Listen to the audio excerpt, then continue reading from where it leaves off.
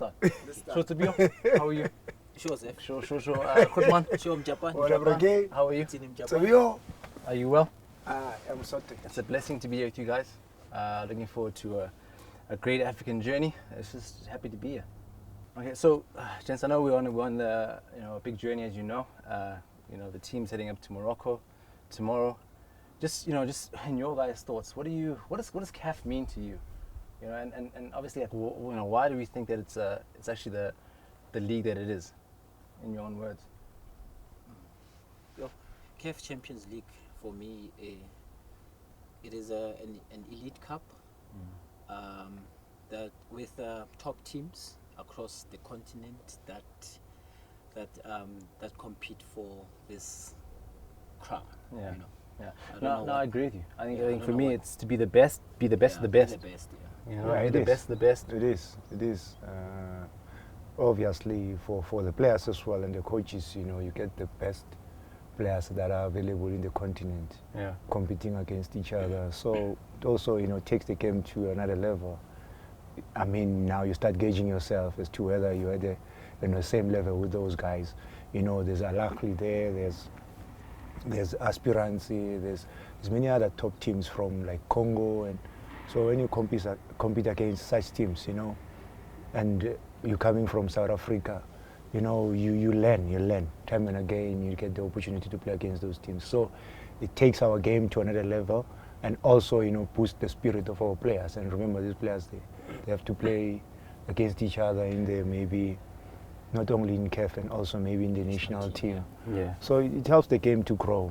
Yeah. And also, when you win the cup, it also gives you an opportunity to play in the World Club Championships, and then we also play against the best of the best teams, Yeah. So And I agree. I think for me it's the same. Also, from a brand perspective, people in your own domestic league, you can achieve what you want and create history, but if you don't do it on a national stage, sometimes people don't really see the significance. And like you said, for us as a club, I mean, World Club Championships are as the benchmark, as the highest point a club can achieve. So I think it's massive, and I think for us it's definitely something that is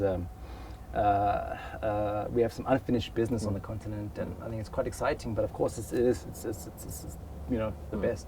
Yeah. So gents, I've got to ask, 2001, the club, African Club of the Year, being announced, being awarded. I know I, for example, was overseas at that time, was watching online, keen and watching and with big interest. I mean, how was that for the club to have been at that level, and what was that feeling like? If my memory serves me well, about that season, I think that's the season of Operation Fatalis. Yeah. Our schedule was very, very tight because we were like playing a lot of games, and we were also traveling, and some of the players were called up into the national team. So it was very, very hectic. But when you look at the team spirit, the understanding of the players, the tactical approach, the technical stuff, they've done, tremendously well. Getting the team together, assembling a very strong team and with different personalities.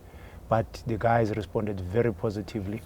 And just for us also to be a team that, becomes like the top team in the continent, and that was a cherry on top, let alone that we won Mandela Cup. Obviously, we wanted to win it because of, it was named under the former state president. Yes. So we wanted to make sure that we honor him and make the chairman proud as well, and Kaizer Chiefs supporters. And things went very well, and we gave our best as players, but it was quite demanding. I think, let me ask, Gerald, I know you also were some of the players who suffered injuries during that season, and if I can remember, I think on the match day, I think there's only it was 11 players on the pitch, but very few on the bench because it was such a hard schedule and stuff. But what was your experience? Yeah, my experience, for me, I think it was a great achievement for the club to win, like Arthur said, a cup which was named after our former president, and winning that game in front of our supporters, for me it was also special, and it was just a great feeling, to be part of that History-making. history making. Yeah. So now can I ask you another question? And be honest, did you really think that Mabedi was gonna? Did you have confidence in Mabedi that he was gonna score that penalty? You know that ball was wobbling, towards the net, and I don't want to lie to you, we nearly had a heart attack because at some point we thought, the keeper might recover, and manage to save it. But He was going that slow. Yeah, but look, it was there for us. It was there for the taking, Yeah. and we managed to win it. And like I said, the good thing about it, you could feel it, the team spirit, everyone wanted to win it. And personally, it was, more than, a great achievement for me. Why I'm saying that, because I scored the goal in the semi-final. Yes, the took us to the final. So, yeah, when you think about those days, you think about, you feel like sort of like it has never happened before, and it can still happen again. So you feel those goosebumps, But yeah. So I mean, if I can ask, tactically and technically, you've both been there on the pitch at that time.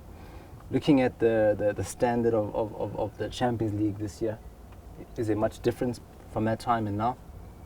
Yeah, the gap is huge. The game has evolved, and there's so many things that have changed in terms of maybe traveling arrangements. Those days it was tougher than now. Yeah. I remember one of the games, but it was not actually the Mandela Cup. It was the Champions League. We played against aspirants. Yeah. And they scored about 4 goals. With, 3 of them were offside in 20 minutes. And the game was not on TV. No, 2 of those goals were 2 of them were penalties. penalties in the first 15 minutes. Yeah, so 15 minutes. compared to now, I mean, there are challenges, but it's far, far, far better than those days. And like I said, the tactics have improved, the coaches, the players, the game is at another level right now. Yeah. Yeah, for me, like Arthur say, I mean, you were there also when we went to Madagascar. We couldn't even get a training field, because it was training on concrete. It was tough, on concrete, and you train at the hotel. So it was not easy, because now when you travel to other countries, you can still see that they're also trying to improve their facilities, But back in the day, it was not that easy. I think now we've got dietitians and sports scientists who plan before, diets and chefs. I know that's the experience we know of Putman. We were in Madagascar. Yeah. The day before we saw this other meat from outside. We thought, no, it's just outside the hotel. Yeah. When we got into the hotel, we saw this black chicken that was there. What happened to you? Please tell us, Putman, because you had a bit of a tough experience there. Actually, me, whenever we go to Africa, I usually don't eat because I don't feel comfortable, and I'm afraid. I once got sick. In fact, the first leg against Petro Luanda in Luanda, I ate there. And when we arrived back at home, it was the weekend of Coca-Cola final against Cosmos. Yes. Yeah, the won FNB. 5. Yeah, the game won 5. You won't believe, it was a terrible experience for me because I didn't train for the whole week because of food poisoning, And I had to play that game, still not like fully recovered. People wouldn't know that. Yes, so but I had to give my best. I had no choice. A lot of people didn't know, but I'm saying it today. I only trained on Friday. Actually, I even trained maybe for 20 minutes, and I was running with a bottle of water in my hand, just to rehydrate time and again. And I was just not myself. But luckily, on the day of the game, I was far much better than So I got sick that Monday. We arrived Monday morning, so in the evening I got sick. I felt sick, and then the following day I went to see the doctor. The late Dr. Mayepa, our team doctor at that time. I went to see him, and then I was tested. Actually, I was like checked, and then at the end of the day, I was told that you've got maybe something like food poisoning. And then since then, I told myself I'll never eat again. That's No, we saw. So, I think also another thing is that they've changed this thing of teams. Of home teams booking for the visitors a hotel. I think that has also changed because so right now is that a good thing? I think it's a good thing, because even with our standards, our 3-star hotel is their 5-star hotel. You know, those are the challenges that we met. Like when we go to certain countries, it was tough for us. You know, the food was not A grade. You know, like it was just tough. But now it's better because we choose our own hotels. We can tell them what we want. You know, like you said, we have our own dietitians, our own sports science. But then surely with that, then if you're looking at it and how those kind of conditions, and I know stuff like waiting at the airport for many hours when the hotel is quite close. Surely those kind of things, I mean, they make you mentally strong. I mean, those are things that really build you as a player. Yeah, because you learn to adapt. You have to adapt now because you know, like when we're playing in the Champions League, for me, what I've learned was that when you play away, you have to be tough. You have to be strong. You have to go hard on tackles. And for me, that's what I've learned when we played our home games. I also applied that here. You know, so yeah, that's one league that will toughen you up. Yeah, it will change your mindset. It will make you a better person, a better player. Yeah, you see things, you view things in a different way. You know, because a player that hasn't been at that level or being tested at that level, you know, you're never going to grow because you play against the best of the best in the continent, and with different mindset and approach. So it makes you a better person in that regard, you know, because when you come back home, that's when you do evaluation, you look at yourself, where you want to gauge yourself and say, I'm at this level, that means I still have to improve here and there, you know, in certain areas. And also, let me ask you this. I mean, I know a lot of the coaches on the continent, it's a lot of top European coaches. Do you think that if South African players featured more in the CAF Champions League, we could find maybe more of our players featuring in Europe? What do you think? Yeah, it gives you that platform, to be quite honest. It gives our players as well. It makes our players better.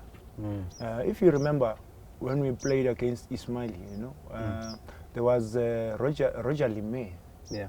When we played, and Roger Limé made a comment after the game. He said, "I've never seen a tactically disciplined team like this from South Africa or in Africa," and that is why we ended up being, you know, like best team in the continent at that time, because we're playing 3-5-2.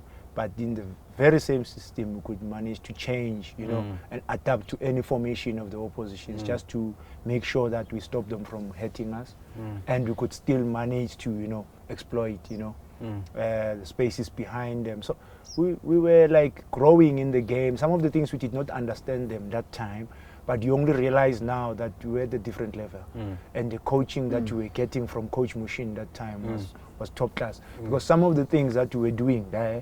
Already we're doing those things here in 2000. We started in 2000, 2001. In 2005, Barcelona, when they started dominating, they was doing those things, pressing high, not allowing the opposition time and space on the ball and all that. So now you only realize that this is where this guy was taking us to, you know. So he was already ahead of the game, you know. So yeah, you learn a lot because you play against top teams in the continent. Awesome. Japan. So what are your thoughts for this campaign CAF run? You know we've been doing well in CAF competition. So what are your thoughts? And Lwe Nazef. I think I would give everyone, you know, that took part, you know, a huge, you know, credit, because it was never going to be an easy one for us. For the fact that we couldn't manage to reinforce the team, you know, and having injuries, having to travel, you know, out in and out of Africa. Under COVID issues. You know, under COVID issues. You know, the conditions were not good for us, but we still managed to, you know, to pull through and gave our best. And that is why I'm saying, you know, everyone, you know, at the village, you know, played his part, from the marketing, from the people who are preparing the grass for the team, you know, to be ready and go and compete at you know, outside of the country.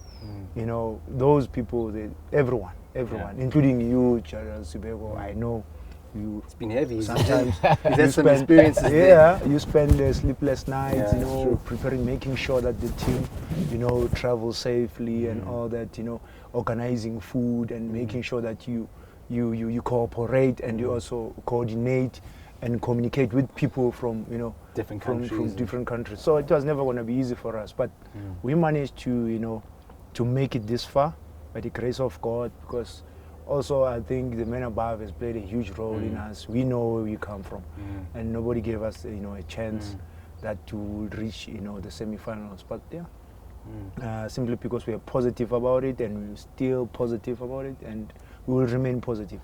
We will get what we want, and we know what we want as a team. I think for me, if I can quickly, I think it's remarkable, and we're actually not just on the brink of history. We already achieved something historical by even being where we are.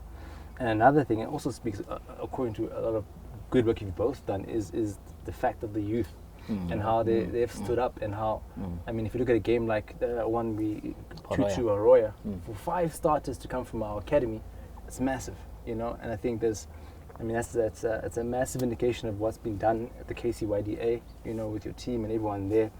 And I mean, for those youngsters to get that experience, I mean, we never got that experience at that level, at that age, And I'm just thinking how far it's going to take them. And I think, like you mentioned earlier, I think for the chairman, if he can, witness us, put a star on this badge, I think it'll be something out of this world. But it's been tricky, But it's been a blessing, and it's been an honor. Khudman, I want to ask. Obviously, we're going to Wydad, a tough one. Just briefly, I mean, we've played them twice. Just in summary, you think this will be a different game because they're facing us as a different team? What do you think? Yeah, when you listen to their comments from their technical staff, at that time they took us for granted. They thought to just walk over us, But I think this time around we will give them something to think about, and they know. Because at the end of the day, I think also their comments were also based on our mind league games. run. No, our league run, because we're struggling, our league form. So I think their comments, they were also based on that no, this is a walkover, Same as it applied to Simba when they came this side. They were saying, these guys, they are weak, and they got a surprise, And I think it's really, they need to get their pride back, and teams can't be really thinking that about us, But like you said, I think they're going to find a very different Kaizer Chiefs come the game time. When they do that, I mean, they play in our hands as well, because every team's got these weaknesses, and, strong points. So at the end of the day, they can say whatever they want to say. Sometimes some of them, maybe it's more of mind games, just wanting to see us how we'll respond and all that. But at the end of the day, it boils down to one thing: it's 11 v 11. And also, the best team will always. If you look at the first game, they were not that dominant. They scored those goals because of our mistakes. And if you look at the second leg, we played very well, and we managed to beat them. Whether they brought in their second string or not, we performed very well. Another question: do you feel more comfortable that, I know part of the challenge we spoke about is that in Africa sometimes, we must say and be open about it, there's been talk of sometimes officiating sometimes being a problem. But VAR, are you happy that it's VAR that you think will make a difference in the semi-finals? I'm not sure, but I hope that it will make a difference. What are your thoughts, Khudman? No, because the thing is apparently they're saying the Moroccan league, they also use VAR. That's good. So we don't know whether. Yeah. The challenge I have is that it's still down to the human eye, but at least you'd hope at this stage of the competition, that the right decisions get made. I think maybe it will help, the officials also, to up their game. Yeah. Because some of these officials, they also want to go to the Olympics, to the World Cup, So they'll give their best, and knowing that they've got the help of VAR, at the same time. I mean, we've played in a lot of Champions League games. I think one of the problems is match officials. Especially when we play away games. And it's fair to say. Yeah, it's fair to say. It's been terrible. And especially even when we played against Wydad in Burkina Faso, it was terrible because it was tough because even the ref from Tunisia, their coach comes from Tunisia, and then before the match, a player that comes from Nigeria, he told Akpe that you guys won't win this game. Our coach spoke to the refs, Yeah. No, let's hope this. And those are some of the challenges we find, but they're hoping to change. I mean, here at home, here at home. We played against was it Horoya? We scored two clear cut goals, and they were all denied, you know, and no one said anything about it, and we would have maybe not even qualified for the group stages, but no one said anything about it, and that's what I'm saying. I think the VAR will play a huge part in terms of making sure that they correct such things. Especially at this stage, I think it will help. Yeah, that's fair. That's fair. So, just want to ask, we touched on our experiences as players, but now so you're on administration, Khutman, now you're on the coaching side. I mean, you're looking back at that time as a player and now in administration. How has the challenges been on the continent on that side for you? Nothing has changed, because you still travel with the team, you still experience the same things that I experienced as a player. So for me, I'll say nothing has changed. Probably the only thing that has changed is my job title. Yeah. So, yeah, I think Gerald is right. You know, you're still part and parcel of the team. Wherever the team goes and the challenges, you know, whatever stress that we encounter, you go through that stress together as a team. So the only difference will be from my side. Obviously, now I'm only maybe now giving instructions compared to when I was getting instructions. So it's double stress. Double stress. Now it's double stress. So yeah, and but look, like we said, guys, you know, once you're in the game of football, you grow every day because you are always willing to learn, you are eager to learn, and you surround yourself with good people who are also, you know, top notch. So having you here, you know, we've been sharing a lot of, you know, ideas about how we can help the team to get to another level.